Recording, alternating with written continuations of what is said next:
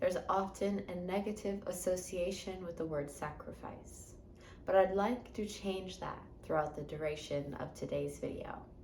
You see, in order to make space for something new, more often than not, you have to release something old. And while of course this isn't always the case, many times you can invite something in without having to make space, but there are certain things that cannot coexist with one another in their complete entirety.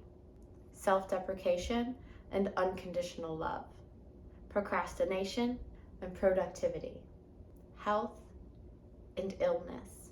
You may feel more aligned with one end of the spectrum of all of those things on some days than others, but that more so indicates that you're in a neutral space rather than indicates that you are in full conviction of one of them. If you fully have unconditional love for self, there is no room for self-deprecation. Whereas if you're kind of in a neutral space, some days you may feel like you are completely in love with who you are, how you are, where you're going, what you're doing, and then other days when circumstances aren't the same, you feel a little more on the self-deprecation aspect, speaking to yourself in ways that are not supportive or empowering. And again, there's often a negative association with the word sacrifice, but just think about it. If you are in a relationship that is, for lack of better words, toxic, just not healthy, not for you anymore, and you'd like instead to have a relationship that is loving, nurturing, and supporting, healthy love, you're going to have to sacrifice one in order to get the other. AKA, you're going to have to let go of one to make space for the other. To invite in a career that fulfills you, you are going to have to release the one that doesn't. To invite in a healthy body, you're going to have to release the habits of, say, smoking cigarettes. There are some things that if you want fully in your life, you are going to have to release, let go, or sacrifice its opposition. You have to release the old so that you have the mental, emotional, and physical bandwidth and capacity for the new. And I get that this is so much more easily said than done, because humans are habitual. It is normal to have resistance to change. Your subconscious deems what it already knows as safe because, well, you're safe. And your subconscious contributes your safety to the things that are already known, to the things that are already at play. And so when you then consciously decide to change something up, that's unknown. Your subconscious doesn't know whether or not you're going to be safe when you invite in that new thing. And that's where self-sabotage comes into play, resistance, that's where procrastination comes into play, and all of those are topics for different weeks. Right now, today, we're talking about sacrifice in itself. However, they kind of tie into one another. Your subconscious is scared to let go of what currently is because it doesn't know for sure whether or not what you are inviting in will at least keep you at the same level of safety or bring you higher.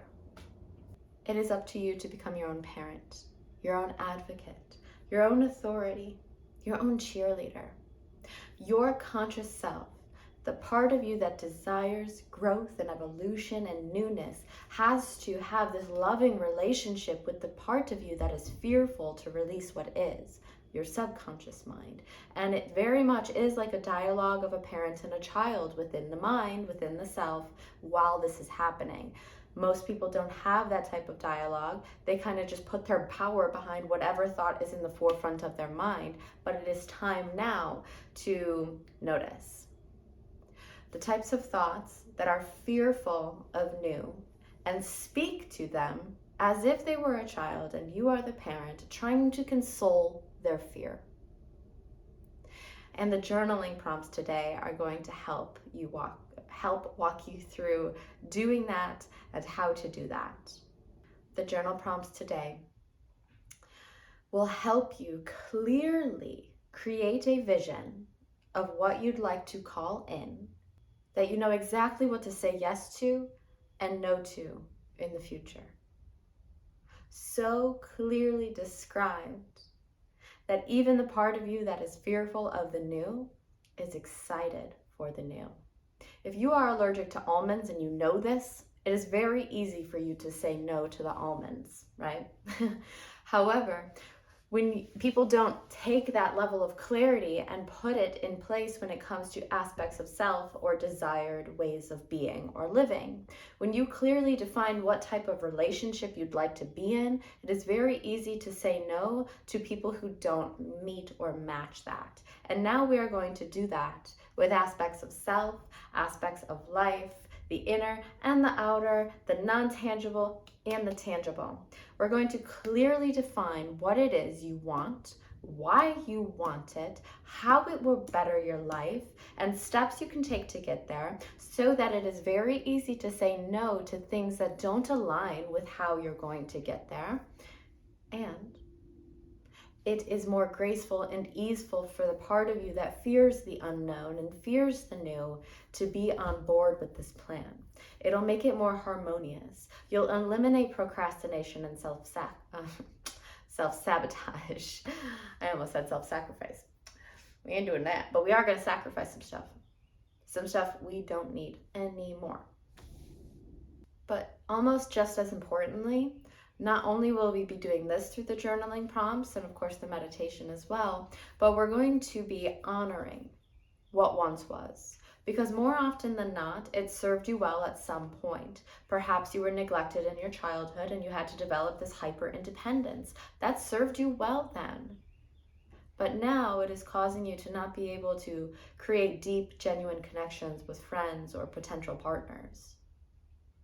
And so we are going to, not only through the journal prompts and the meditation and all that encompasses this membership, we're not only going to define, describe, and call in the new, we are going to honor what once was, thank it, and love it for how it helped. I'm so excited for you to sacrifice what no longer is for you, so that you can make the space for what it is you are dreaming of and desiring.